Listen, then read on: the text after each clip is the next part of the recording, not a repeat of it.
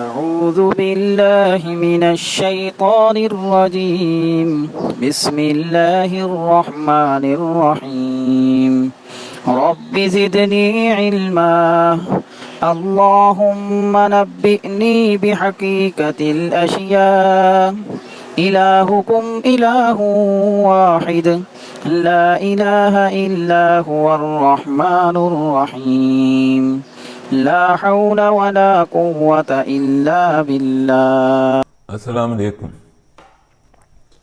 میں حکیم محمد طارق جاوید اپنے YouTube channel پر آپ سے مخاطب ہوں. آج کل پوری جدید طبی دنیا میں جراثیم کا بڑا چرچا ہے اور پیدائشی امراض میں انہیں اتنی اہمیت دی جا رہی ہے کہ تمام امراض کی پیدائش کا واحد سبب ان جراثیم کو قرار دیا جا رہا ہے اور جراثیم کے بغیر مرض کا کوئی تصور ہی نہیں رہا، اور علم جراثیم ایک مستقل فن و علم بن گیا ہے جس کی کئی شاخیں بنتی جا رہی ہیں، اور جس طرح سے نئے جراثیم دریافت کیے جا رہے ہیں یا پیدا کیے جا رہے ہیں، ایسا معلوم ہوتا ہے کہ اس فن کی انتہا کو پہنچنا ناممکن ہے. وہ جراثیم جن کو قدرت نے انسانوں کی خدمت کے لیے پیدا کیا تھا، انہیں دوست اور دشمن میں بانٹ کر انسانیت پر ظلم عظیم ڈھایا جا رہا ہے. اس ویڈیو بنانے کا مقصد آپ کو جراثیم تھیوری یا ان کی اقسام وغیرہ بتانا ہرگز نہیں ہے، بلکہ جدید سائنس کی غلط فہمیاں اور نالائکیاں اجاگر کرنا ہے کہ وہ کہاں اور کس طرح خود بھی گمراہ ہو رہے ہیں اور دوسروں کو بھی کر رہے ہیں. اس دنیا کی اپنی تعداد، اپنی قسموں اور نسلوں کے اعتبار سے سب سے زیادہ کثیر الوقوع زندہ مخلوق یہی ہے جو ہر جگہ پائی جاتی ہے اور ہر طرح کے ماحول میں زندہ رہتی ہے، یہاں تک کہ یہ ان مقامات پر بھی موجود پائی گئی ہے جہاں دیگر جاندار زندہ نہیں رہ سکتے. زمین کے اندر اور فضائے بسیط میں یہ مخلوق وفر تعداد و مقدار میں پائی جاتی ہے، اور اس کا تیزی سے مسلسل افزائش سے نسل کر رہی ہے کہ چند گھنٹوں میں ان گنت جراثیم پیدا ہو جاتے ہیں اور مر جاتے ہیں. دو چیزیں قدرت نے ہر زندہ چیز کی جبلت میں رکھ دی ہیں: نمبر 1 خوراک کا حصول، اور نمبر 2 اپنی اور اپنے نسلوں کی حفاظت. ان دونوں کاموں کے لیے ہر زندہ چیز اپنی جان کو بھی داؤ پر لگانے سے گریز نہیں کرتی.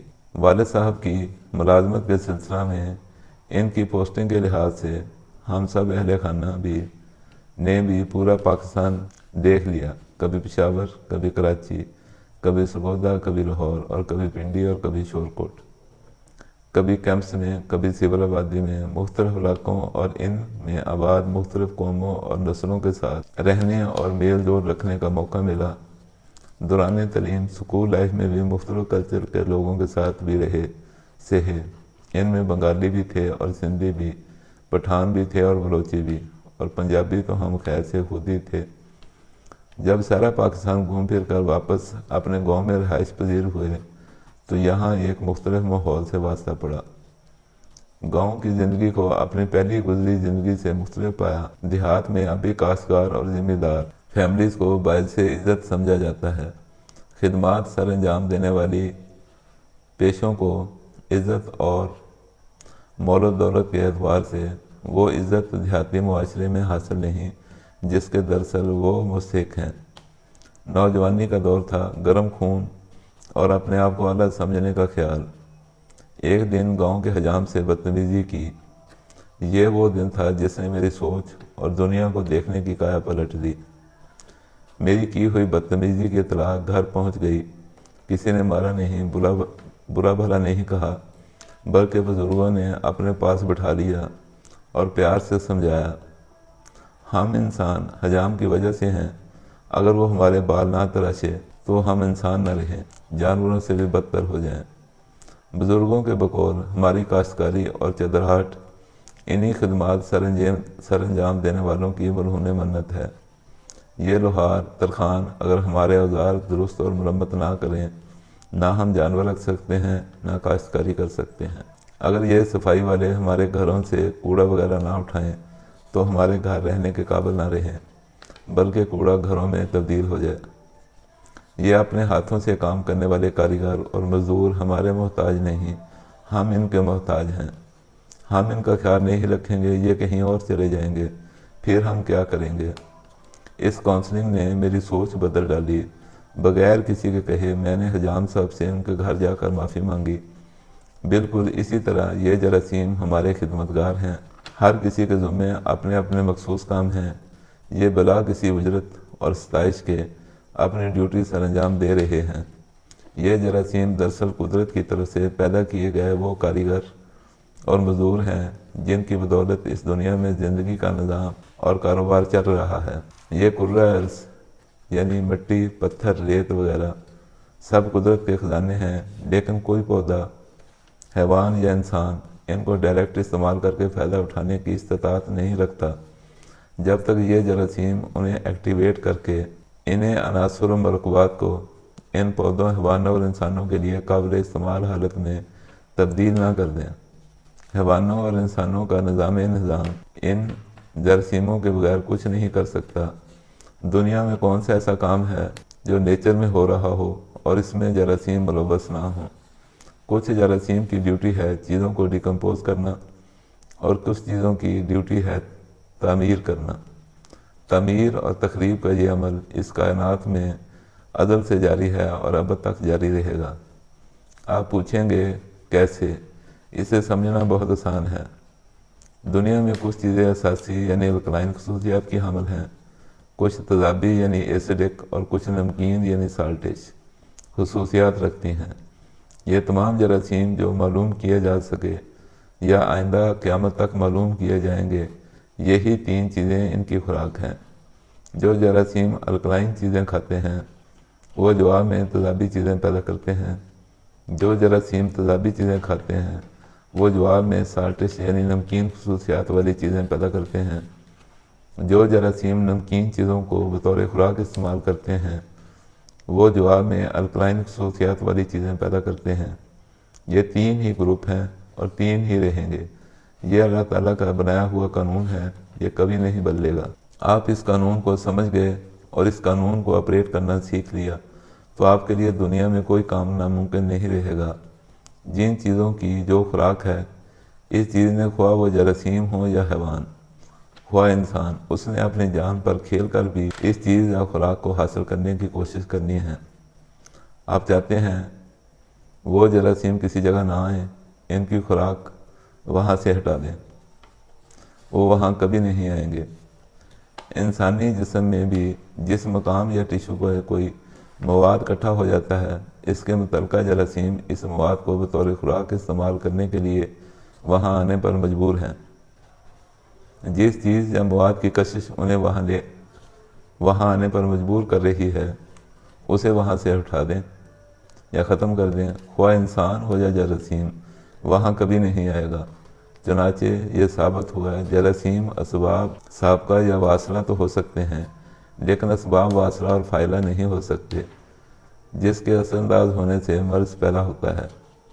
اسباب بادیہ و سابقہ چاہے وہ جراثیم ہی کیوں نہ ہوں، وہ اعضاء کے افعال میں خرابی یا قوت کی کمزوری کا باعث تو بن سکتے ہیں، مرض کا سبب نہیں بن سکتے، کیونکہ اگر اعضاء جسم تندرست اور قوت جسم مضبوط ہوں تو کسی قسم کے جراثیم یا اسباب سابقہ و بادیہ جسم میں کوئی تغیر و خرابی پیدا نہیں کر سکتے۔ ہر جاندار کی مخصوص ماحول میں ہی زندہ رہ سکتا ہے، اگر مطلوبہ اور موزوں ماحول اسے نہ ملے تو وہ نہ ہی زندہ رہ سکتا ہے اور نہ ہی وہ افزائش نسل کر سکتا ہے۔ انسانی زندگی کے لیے ضروری ہے کہ اس کو وہ ماحول میسر ہو جسے ایکسٹرنل انوائرمنٹ کہتے ہیں۔ اس ماحول کی خرابی سے خرابی حیات پیدا ہوتی ہے اور اس ماحول کی درستگی معاون حیات ہے۔ بالکل اسی طرح دیگر جانداروں کو بھی اپنے موافق ماحول کی ضرورت ہوتی ہے جس میں وہ اپنی زندگی گزار سکیں۔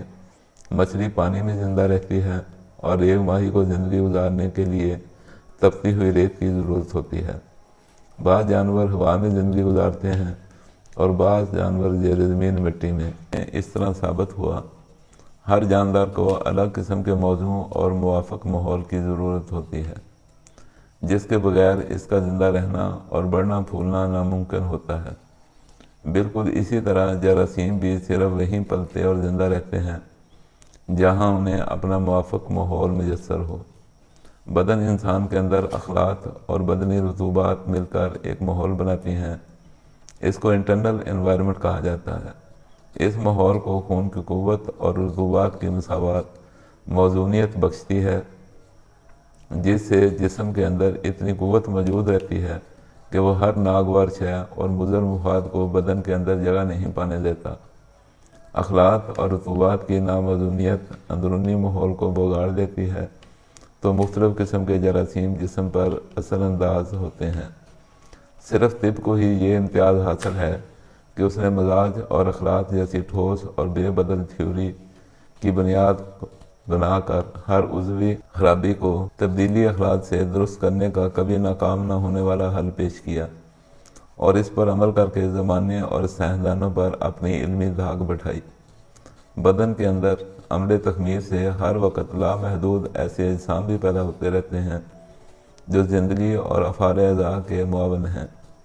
نقصان دہ جراثیم تو صرف اس وقت پیدا ہوتے ہیں جب جسم میں اس کے اعمال غیر طبیعی ہو جائیں۔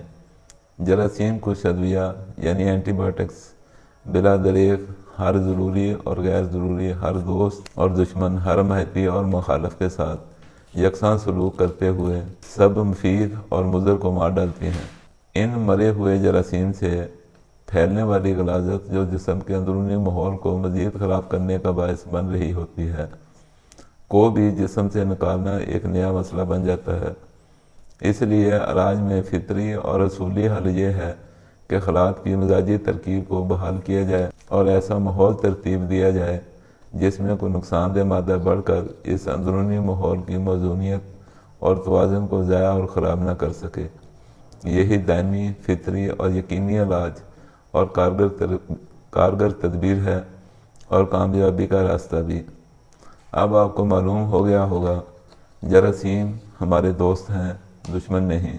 اپنی دعاؤں میں یاد رکھیں۔ والسلام علیکم ورحمۃ اللہ وبرکاتہ۔